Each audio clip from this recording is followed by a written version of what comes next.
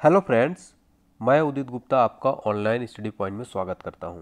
दोस्तों, आज से मैं एक नई सीरीज स्टार्ट करने जा रहा हूं, टॉप 50 जीएस एमसीक्यू सीरीज। इसमें आपके सारे सब्जेक्ट इंक्लूडेड हैं, जैसे current affairs, general science, politics, geography, सारे सब्जेक्ट इंक्लूड हैं जो कि आपके आने वाले एग्जाम जैसे यूपी ट्रिपल एससी का एग्ज़ाम होने वाला है, और जितने स्टेट पीएससी हैं और कोई भी एसएससी का एग्ज़ाम, रेलवे का, ग्रुप डी, एनटीपीसी के एग्ज़ाम, तो सभी एग्ज़ाम्स के लिए मोस्ट इंपॉर्टेंट है। तो वीडियो को आप लास्ट तक देखिएगा। और दोस्तों, आपसे रिक्वेस्ट है कि इस वीडियो में आप जितने भी क्वेश्चन हैं उनका आंसर आप कमेंट बॉक्स में ज़रूर बताइएगा, ठीक है। इसके अलावा दोस्तों, अगर आप चैनल पर पहली बार विजिट करें तो चैनल को इस तरह के डेली वीडियोज़ के लिए सब्सक्राइब जरूर कर लीजिएगा। साथ में अगर वीडियो अच्छी लगे दोस्तों तो प्लीज़ एक लाइक ज़रूर करिएगा, ठीक है। इस वीडियो को प्लीज़ ज़्यादा से ज़्यादा शेयर सबसे पहले कर दीजिए, ठीक है, ताकि ज़्यादा से ज़्यादा स्टूडेंट जुड़ सके। देखिए, पहला क्वेश्चन है हमारा, स्क्रीन पर है। सिंधु नदी की कौन सी सहायक नदी मानसरोवर झील से निकलती है? आपको 4 ऑप्शन दिए गए हैं, करेक्ट आंसर आपको कमेंट बॉक्स में बताना है।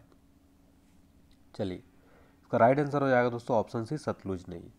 सतलुज नदी दोस्तों जो है तिब्बत में मानसरोवर झील से निकलती है, और ये भारत में हिमाचल प्रदेश में किन्नौर जिले में सिपकिल दर्रे से प्रवेश करती है।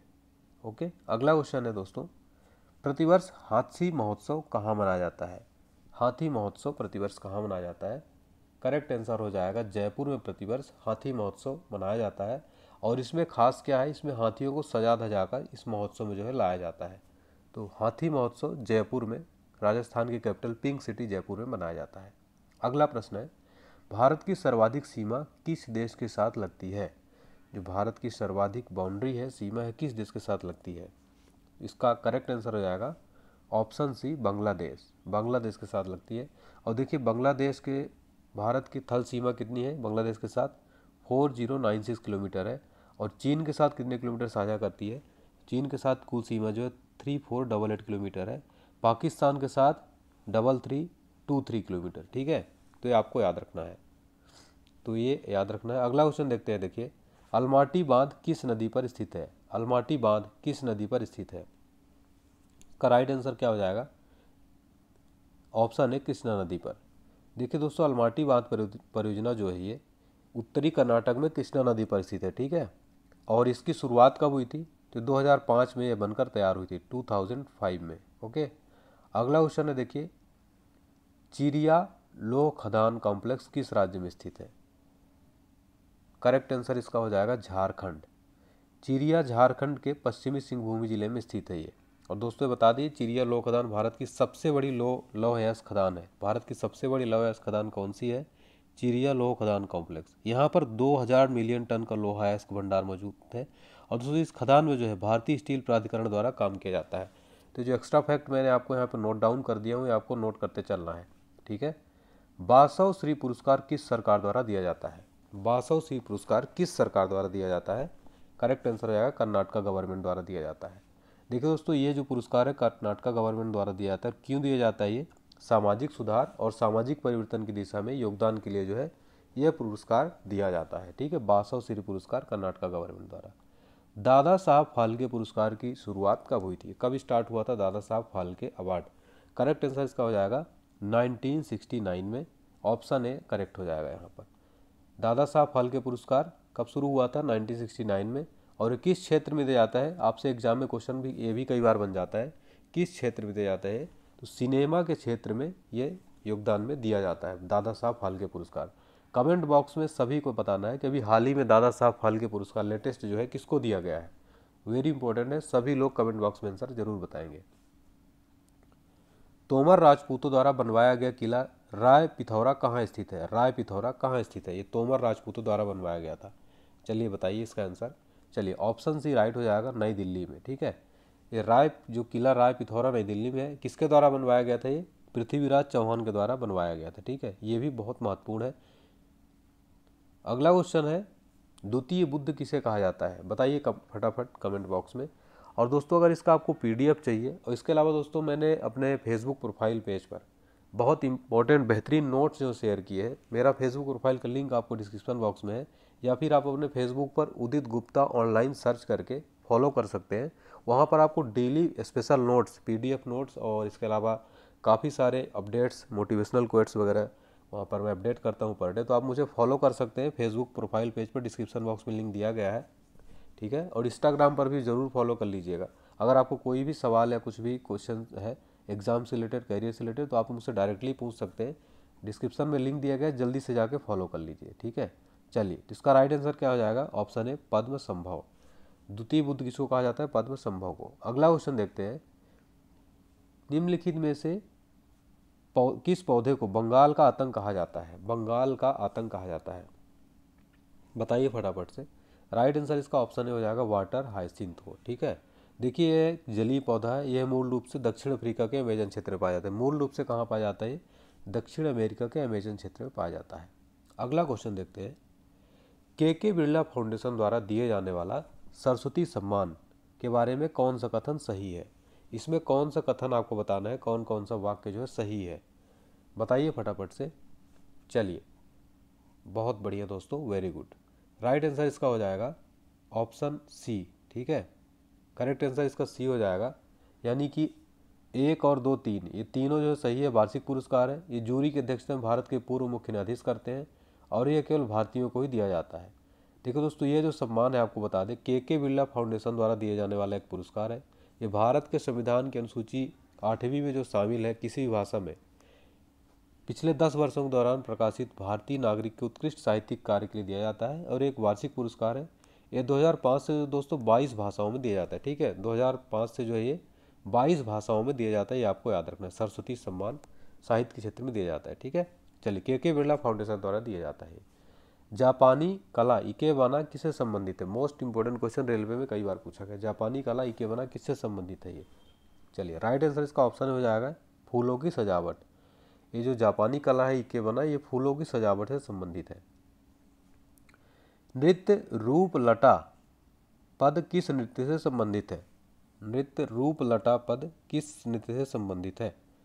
वेरी इंपॉर्टेंट क्वेश्चन है, बताइए आंसर इसका। चलिए, ऑप्शन सी भरतनाट्यम। लटा पद भरतनाट्यम से संबंधित है ये। अगला क्वेश्चन है, पंगोंग झील किस राज्य में स्थित है? पंगोंग झील किस राज्य में स्थित है?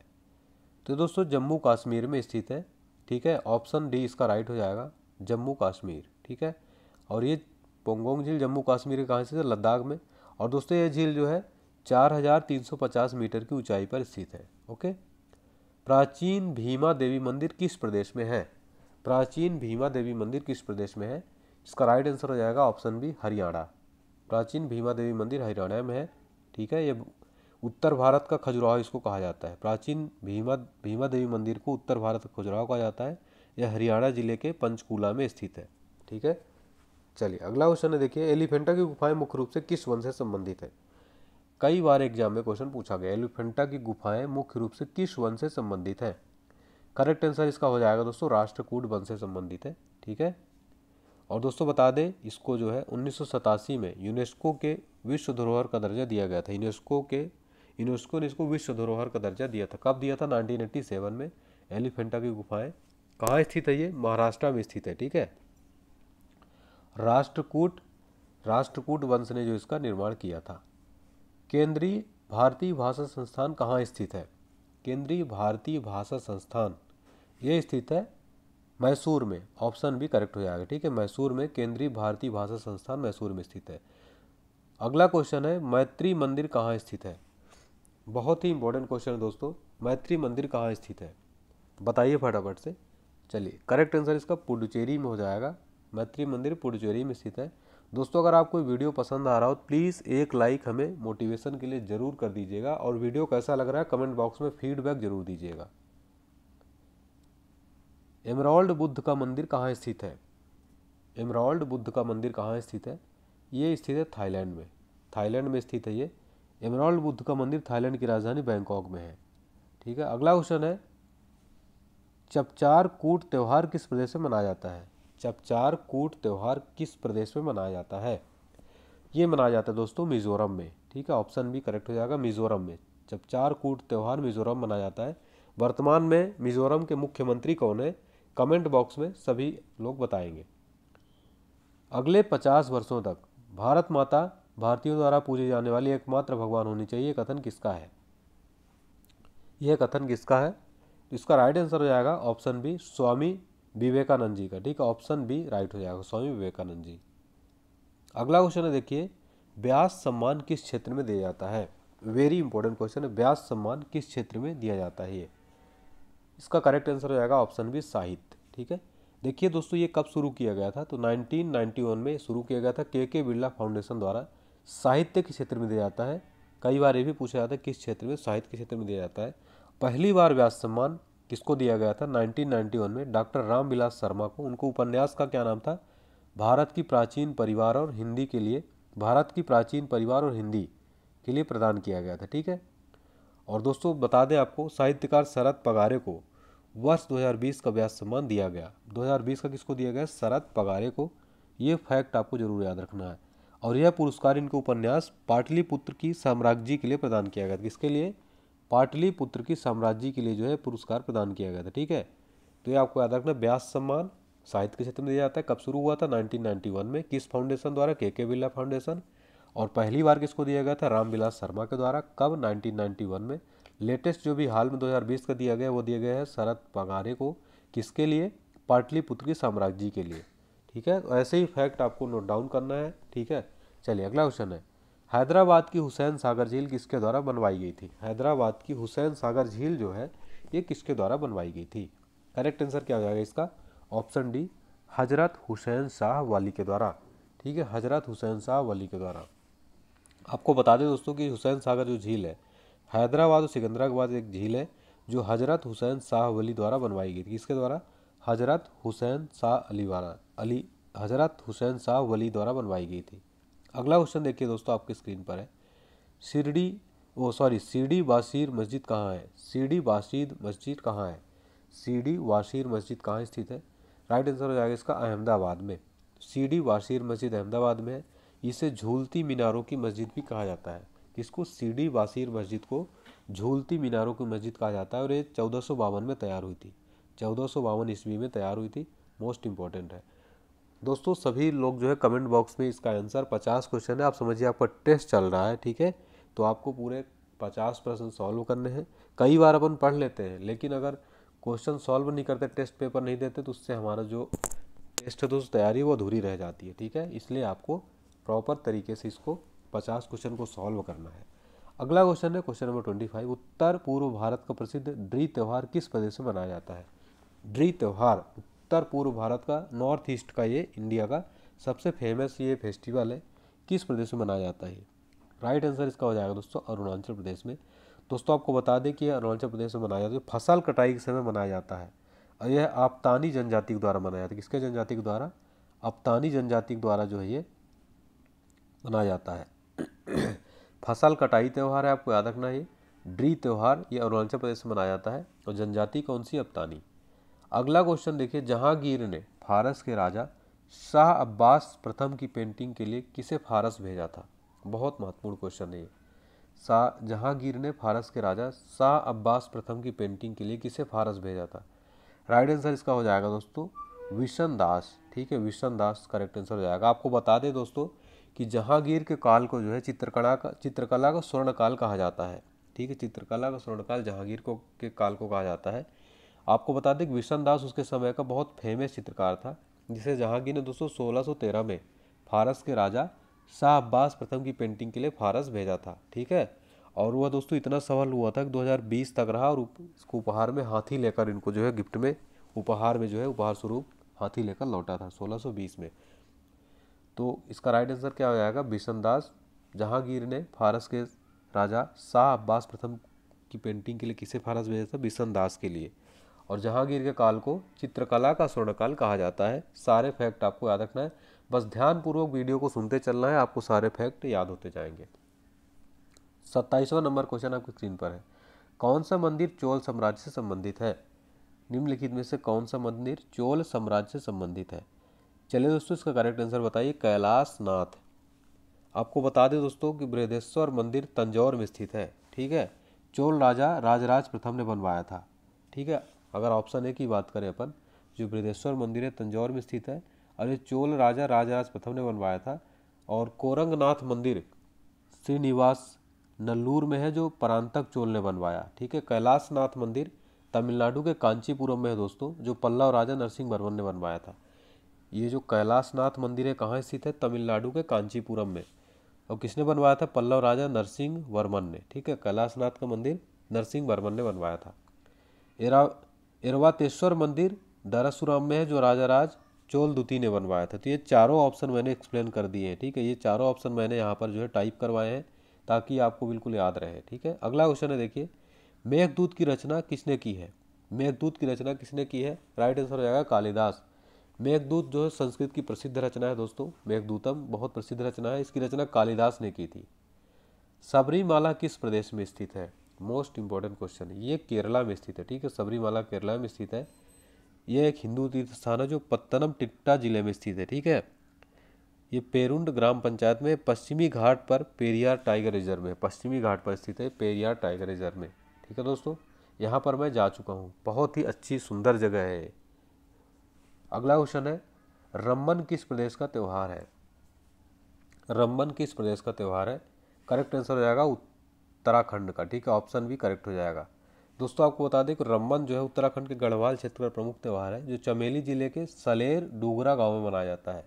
और त्यौहार और नामित कला रूप गांव देवता भूमिया देवताओं के एक भेंट गुरु में आयोजित किया जाता है। ठीक है, अगला क्वेश्चन देखिए, मानस नदी किसकी सहायक नदी है? वेरी इंपॉर्टेंट क्वेश्चन है ये दोस्तों। मानस नदी ब्रह्मपुत्र की सहायक नदी है। आपको बता दें कि मानस नदी असम और भूटान में बहती है। इसकी टोटल लंबाई की बात करें कितने किलोमीटर मानस नदी? 376 किलोमीटर है। और दोस्तों देखिए, मानस नदी घाटी परियोजना भूटान की सबसे बड़ी नदी प्रणाली है। ठीक है, भूटान की सबसे बड़ी नदी प्रणाली है मानस। तो मानस नदी किसकी सहायक नदी है? ये ब्रह्मपुत्र की है, असम और भूटान में बहती है। ठीक है, तो ये आपको याद रखना, इसकी टोटल लंबाई 376 किलोमीटर है। क्वेश्चन नंबर 32 है, निम्नलिखित में से किसने मनुष्य के लिए एक धर्म, एक जाति और एक भगवान का सिद्धांत दिया था? बहुत इंपॉर्टेंट है, मनुष्य के लिए एक धर्म, एक जाति और एक भगवान का सिद्धांत दिया। तो ये है श्री नारायण गुरु, ऑप्शन सी। देखिए दोस्तों, श्री नारायण गुरु ने मनुष्य के लिए एक धर्म, एक जाति और एक भगवान का सिद्धांत दिया। उनके एक नास्तिक शिष्य ने यह बदलकर मनुष्य के लिए कोई जाति नहीं, कोई धर्म नहीं, कोई भगवान नहीं कर दिया। निम्नलिखित में से किस मुस्लिम विद्वान ने एक दशक तक संस्कृत और ज्योतिष का वाराणसी में अध्ययन किया है? किस मुस्लिम विद्वान ने एक दशक तक संस्कृत और ज्योतिष का वाराणसी में अध्ययन किया है? अलबरूनी। ठीक है, अलबरूनी इसका राइट आंसर हो जाएगा। भारत में मूंगा रेशम किस एकमात्र राज्य द्वारा उत्पादित किया जाता है? मूंगा रेशम किस एकमात्र राज्य द्वारा उत्पादित किया जाता है? असम, इसका राइट आंसर हो जाएगा असम। ठीक है, तो दोस्तों आपको बता दें मूंगा रेशम एंथरिया असामेसिक नामक रेशम कीट द्वारा उत्पादित किया जाता है। और यह रेशम जो है दोस्तों काफ़ी टिकाऊ और उत्तम गुणवत्ता युक्त होता है। देखिए दोस्तों, अगला क्वेश्चन है हमारा, बक्सर की लड़ाई ईस्ट इंडिया कंपनी द्वारा किसके साथ लड़ी गई थी? बक्सर की लड़ाई ईस्ट इंडिया कंपनी द्वारा किसके साथ लड़ी गई?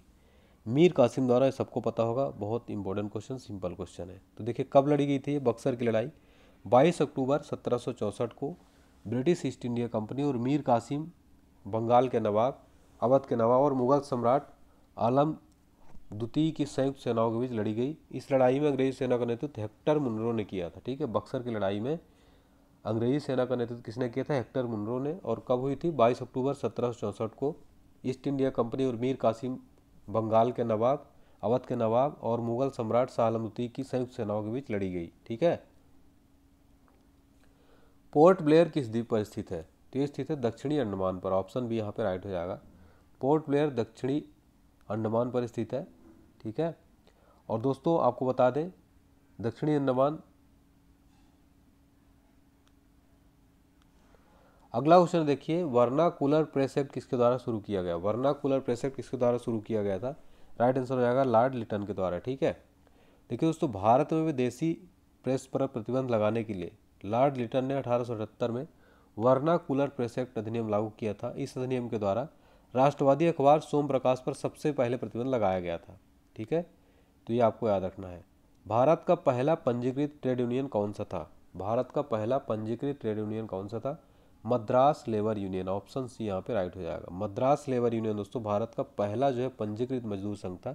इसकी स्थापना 1918 में बीपी वाडिया ने कल्याण सुंदम के साथ मिलकर करी थी। ठीक है, तो ये आपको याद रखना है। भारत का पहला पंजीकृत ट्रेड यूनियन कौन सा था? Madras labour union. Option C. इसकी स्थापना किसने की थी? 1918 में बीपी बाडिया ने कल्याण सुंदम के साथ मिलकर की थी। ठीक है, और बता दें कि भारत का पहला पंजीकृत मजदूर संघ था। झंडा सत्याग्रह के लिए किस शहर को जाना जाता है? झंडा सत्याग्रह के लिए तो ये जाना जाता है नागपुर को। ठीक है, ऑप्शन सी। देखिए दोस्तों, बता दें आपको 18 जून 1923 को झंडा दिवस के रूप में मनाने के बाद झंडा सत्याग्रह शुरू हुआ। इस सत्याग्रह का नारा नागपुर चलो था।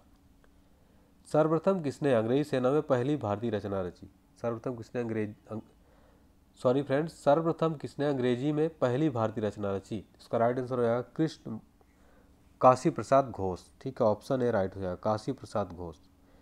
सर्वप्रथम किसने अंग्रेजी में पहली भारतीय रचना रची? काशी प्रसाद घोष। अंग्रेजी में पहली भारतीय कविता लिखी। द शायर तथा अन्य कविताओं को 1830 में प्रकाशित किया गया था। चार्ल्स द्वितीय ने बॉम्बे को किस वर्ष ईस्ट इंडिया कंपनी को दिया था? चार्ल्स द्वितीय ने बॉम्बे को किस वर्ष ईस्ट इंडिया कंपनी को दिया था? करेक्ट आंसर इसका ऑप्शन डी हो जाएगा 1668 में। ठीक है, 21 सितंबर 1668 को रॉयल चार्टर्ड अधिनियम के द्वारा चार्ल्स द्वितीय ने 10 पाउंड के वार्षिक शुल्क पर दोस्तों बॉम्बे को ईस्ट इंडिया कंपनी को स्थानांतरित जो है कर दिया था। डच सबसे पहले वर्तमान उड़ीसा में किस स्थान पर बसे? तो किस स्थान पर बसे थे? पिपली में। ठीक है, ऑप्शन सी राइट हो जाएगा। भारत के अंग्रेजी भाषा को निर्देश का माध्यम कब बनाया गया था? भारत के अंग्रेजी भाषा को निर्देश का माध्यम कब बनाया गया था? तो इसका राइट आंसर क्या आएगा? 1835 में। ठीक है, अंग्रेजी शिक्षा अधिनियम विधेयक भारतीय परिषद 1835 का हिस्सा था ये। और लॉर्ड विलियम बेंटिंक ने दोस्तों शिक्षा के लिए कुछ फंड वितरित करने का निश्चय किया था। इसी वर्ष ब्रिटिश सरकार ने जो है निर्देश का माध्यम जो है अंग्रेजी भाषा को निश्चित किया था। अगला क्वेश्चन है, देखिए, निम्नलिखित में से दक्कन पठार की मुख्य फसल क्या है? दक्कन पठार की मुख्य फसल क्या है? कपास है। ठीक है, चलिए, भारत में कपास का उत्पादन सर्वाधिक कहाँ होता है? महाराष्ट्र, गुजरात और आंध्र प्रदेश में प्रमुखता से किया जाता है। चलिए, अगला क्वेश्चन है, देखिए, प्रसिद्ध पुस्तक गुलामगिरी के लेखक कौन है? वेरी इंपॉर्टेंट है। तो ये इसके हैं ज्योतिबा फुले। ऑप्शन इसका सी राइट हो जाएगा। प्रसिद्ध पुस्तक गुलामगिरी के लेखक है ज्योतिबा फुले। इनका जन्म पुणे में हुआ था। देखिए, उन्होंने दोस्तों अपनी पुस्तक को अमेरिका में दास प्रथा को समर्पित किया था। ठीक है, भारतीय क्रांतिकारियों की माता किसको कहा जाता है? भारतीय क्रांतिकारियों की माता किसको कहा जाता है? मैडम भीकाजी कामा को। भीकाजी कामा का जन्म 24 सितंबर 1861 को बॉम्बे में हुआ था। और दोस्तों आपको बता दें कि भारतीय स्वतंत्रता आंदोलन के लिए उन्हें भारतीय क्रांतिकारियों की माता कहा जाता है। और उन्हें दोस्तों भारत के पहले तिरंगे झंडे का निर्माण का श्रेय दिया जाता है। ठीक है, इस झंडे में हरा, केसरी और लाल रंग था। इस पर वंदे मातरम लिखा हुआ था और 13 अगस्त 1936 में उनकी मृत्यु हो गई थी। तो वेरी इंपॉर्टेंट क्वेश्चन है, भारतीय क्रांतिकारी की माता मैडम भीकाजी कामा को कहा जाता है। ठीक है, चलिए, अगला क्वेश्चन है, देखिए, किस बंदरगाह को बंटवारे का पुत्र कहा जाता है? किस बंदरगाह को बंटवारे का पुत्र कहा जाता है? कांडला को। ये गुजरात में स्थित। इसका निर्माण कब हुआ था? 1950 में करवाया गया था। मुस्लिम लीग के पहले अध्यक्ष कौन थे? मुस्लिम लीग के पहले अध्यक्ष थे नवाब विकार उल मुल्क Mushtaq Hussain. Option A right हो जाएगा। इसकी स्थापना कब हुई थी दोस्तों? 1906 में ढाका में की गई थी। इसकी स्थापना दोस्तों आगा खान तृतीय की भूमिका महत्वपूर्ण थी। ठीक है, और नवाब विकार उल मुल्क मुश्ताक हुसैन मुस्लिम लीग के संस्थापकों में से एक थे। उन्हें अलीगढ़ आंदोलन के लिए भी जाना जाता है। ठीक है, कहाँ हुई थी मुस्लिम लीग की स्थापना? 1906 में ढाका में की गई थी। वेरी इंपॉर्टेंट है। किसने मुस्लिम लीग के पहले अध्यक्ष कौन थे? तो इसके पहले अध्यक्ष थे नवाब विकार उल मुल्क मुश्ताक हुसैन। ठीक है, मुस्लिम लीग के पहले अध्यक्ष मुश्ताक हुसैन। अगला क्वेश्चन है, राजस्थान के कुल क्षेत्रफल का कितना प्रतिशत हिस्सा थार मरुस्थल में स्थित है? राजस्थान के कुल क्षेत्रफल का कितना प्रतिशत हिस्सा थार मरुस्थल में स्थित है? Right answer option C 60%। ठीक है, थार मरुस्थल विश्व का 10वां सबसे बड़ा मरुस्थल है दोस्तों। यह मरुस्थल भारतीय उपमहाद्वीप में लगभग 2 लाख वर्ग किलोमीटर क्षेत्र में फैला हुआ है। ठीक है, अगला क्वेश्चन है, भारत का सबसे बड़ा नमक उत्पादन राज्य कौन सा है? नमक उत्पादक राज्य सबसे बड़ा गुजरात है। ठीक है, भारत में प्रतिवर्ष दोस्तों 160 लाख टन नमक उत्पादन किया जाता है और भारत विश्व का तीसरा सबसे बड़ा नमक उत्पादक देश है। गुजरात, राजस्थान, आंध्र प्रदेश, तमिलनाडु भारत के 4 प्रमुख नमक उत्पादक राज्य है। ठीक, गुजरात, राजस्थान, आंध्र प्रदेश, तमिलनाडु। ओडिशा में भी गंजम, पुरी और बालासोर में नमक लगभग जो 30,000 टन नमक उत्पादन किया जाता है। तो भारत का सबसे बड़ा नमक उत्पादक राज्य कौन सा है? गुजरात है, ऑप्शन बी। ठीक है, विश्व का तीसरा सबसे बड़ा नमक उत्पादक देश है भारत। तो ये तो दोस्तों हमारे जो है most important top 50 GS question जो सभी एग्जाम के लिए। आई होप आपको वीडियो पसंद आया होगा। सभी लोग कमेंट बॉक्स में अपना आंसर बताइएगा। वीडियो अगर पसंद आए तो प्लीज़ एक लाइक करिएगा, शेयर जरूर करिएगा, चैनल को सब्सक्राइब अभी तक नहीं किया तो जरूर कर लीजिएगा दोस्तों। और मुझे दोस्तों उदित गुप्ता को आप जो है मुझे फॉलो कर सकते हैं फेसबुक पेज पर, इंस्टाग्राम पर, डिस्क्रिप्शन बॉक्स में लिंक दिया गया, जरूर फॉलो कर ले। वहाँ पर दोस्तों मैंने अभी हाल ही में पूरे राज्यों के राज्यपाल उनकी लिस्ट अपडेट की है, फटाफट से फॉलो कर लीजिए। बहुत ही इंपॉर्टेंट अपडेट जो है मैं आपको वहाँ पर देता हूँ। चलिए दोस्तों, मिलते हैं नेक्स्ट वीडियो के साथ। तब तक के लिए आप अपना ध्यान रखिए, स्वस्थ रहिए, व्यस्त रहिए, मस्त रहिए दोस्तों। जय हिंद, वंदे मातरम।